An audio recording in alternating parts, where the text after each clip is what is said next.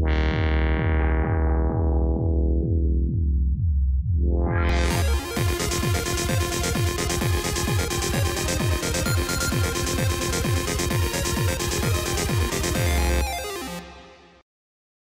up YouTube, ici Postmortem pour QTM Web. On vous présente un unboxing plus un benchmark de la Asus GTX 780 Direct CU2 de Asus. Un très beau produit selon ce qu'on a vu sur les internets. Donc on va procéder tout de suite au unboxing. Donc, wow. Je vais couper le petit cossin tranquillement. Oh. Ça sort comme un charme.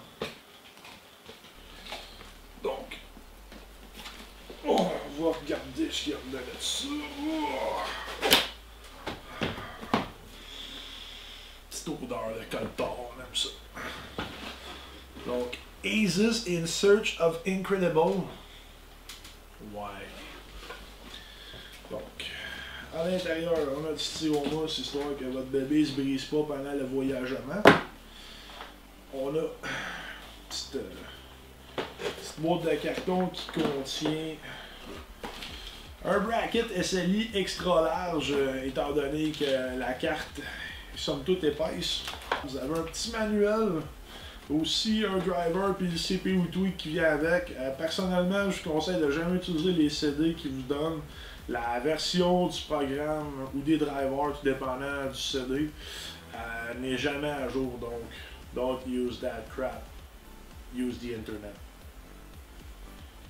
Donc on va ranger tout ça, c'est très joli. La délicieuse carte. On n'oublie pas hein, ce qu'on vous avait dit dans les autres vidéos. Les papiers antistatiques, c'est pas antistatique à l'extérieur, mais à l'intérieur. Donc on ne dépose jamais la carte sur le papier. Donc, la carte graphique. Oh, Jesus Lord. Les couleurs, personnellement, je trouve que c'est quand même un petit peu outdated. Malgré que on sent que le plastique est de qualité, ce qui n'est pas tout le temps le cas sur des cartes graphiques. Comparativement à une carte de référence, quand je prends le temps de regarder le design, le côté finition, les beaux petits godilles rouges, ça vaut la peine d'attendre un petit peu puis d'avoir justement une 780 qui a un cooler remasterisé si on veut. Pour dire un petit peu de bien de Asus, les composantes utilisées dans leurs cartes, dans les autres produits sont souvent très bons, même supérieurs à certaines autres compagnies. Mais n'oubliez jamais, faites confiance à vos expériences. Toutes les marques sont potentiellement bonnes ou mauvaises, ça dépend du service après-vente que vous avez. Donc, overall, si on revient plus à la carte, elle est massive, la backplate est délicieuse, elle est jolie. On ressent que la carte est un produit de qualité. Le seul petit moins à date, c'est la coque de plastique qui semble être un petit peu cheapette, puis vraiment les fans. Mais pour ce qui est du pipe qu'on a ici, on voit vraiment que le fini a été fait d'une manière vraiment professionnelle. On n'aura pas un fini comme ça sur des entrées de gamme comme des 750, des 760. Ça sera jamais aussi bien brushé. L'autre chose qu'il faut remarquer, le heat pipe en dedans, il est séparé en deux parties, ce qui fait que la dissipation de chaleur est vraiment mieux que sur un heat pipe combiné.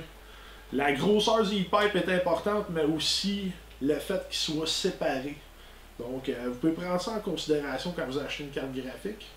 On a aussi les deux petits godilles assis là. Sinon, pour ce qui est de ce que je remarque à première vue, overall, la carte a bien du sens. Étant donné que la carte était déjà vendue au moment où j'ai fait la vidéo, il fallu que je me grouille en tabarouette pour faire les benchmarks. Ce que j'ai fait, j'ai benché sur 3D Mark à Extreme, pas le choix. À la seconde que tu as 3 GB de GDDR5, tu checks si ça run en 4K comme du monde. J'ai aussi fait des tests dans Unengine Valley. On va regarder ce que ça donne.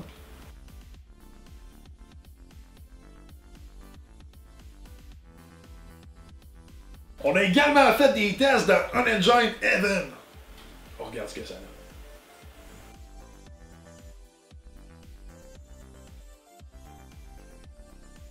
Étant donné un manque de temps assez incroyable ces temps-ci, on a réussi à faire un benchmark de gaming sur Metro 2033 avec les graphiques dans le coton. Bref, on regarde ce que ça donne. Afin de conclure ce unboxing-là slash benchmark, on tient à vous dire que présentement les 780 sont en price cut étant donné que les 970, 980 sont sortis, qui ont environ un 14% plus de performance. C'est sûr que pour certains enthousiastes, ça vaut la peine de se garrocher là-dessus, mais c'est un très bon produit. On tient à dire que pour le prix que ça coûte présentement, ça vaut la peine d'investir pour cette carte-là qui run sur du DirectX 11 plutôt que du DirectX 12. La qualité de produit des Asus est tout le temps très très bien. C'est pas nécessairement les plus performantes, les plus jolies, mais ils sont tout le temps en haut de la moyenne. C'est comme acheter un Toyota. T'es pas dans la merde après 3 ans. OK? En gros, on vous remercie d'avoir écouté. On espère que l'information vous a été utile. Si vous aimez ce qu'on fait, on subscribe. On est également disponible sur le www.infoqtm.com. On a notre page Facebook, on a Twitter. Bref, on est facile à joindre. Merci YouTube, à la prochaine.